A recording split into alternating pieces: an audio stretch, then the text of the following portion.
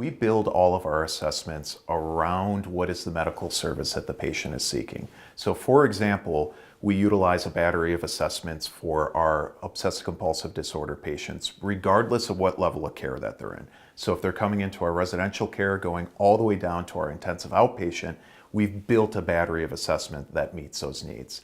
The battery of assessments utilizes only gold standard measures out there in the field. So we don't use anything that is proprietary to Rogers. These are measures that have been validated through peer-reviewed publications and have been validated to measure what they are supposed to measure.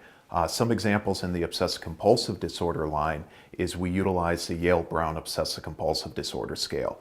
This allows us to quantify OCD symptomology and understand what is the severity of disability or suffering that that patient is experiencing when they come through our care and when they discharge throughout our care. We also augment those disorder-specific measures with some broader measures. So two of them that are utilized throughout the system is the Quality of Life, Enjoyment, and Satisfaction Scale.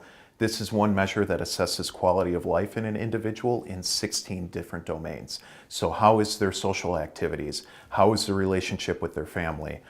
We also utilize the Sheahan Disability Scale to understand what is that functional disability that they're seeing.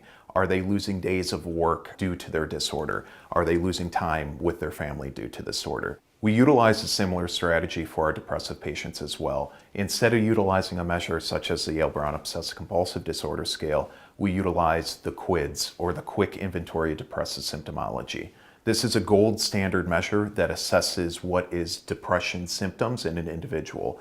It's 16 different items, and it looks at, have they experienced any weight gain or weight loss in the last 7 days? Are they experiencing sleep disturbances? And are they experiencing any suicidal ideation? We utilize the QIDS across all of our inpatient units in the system.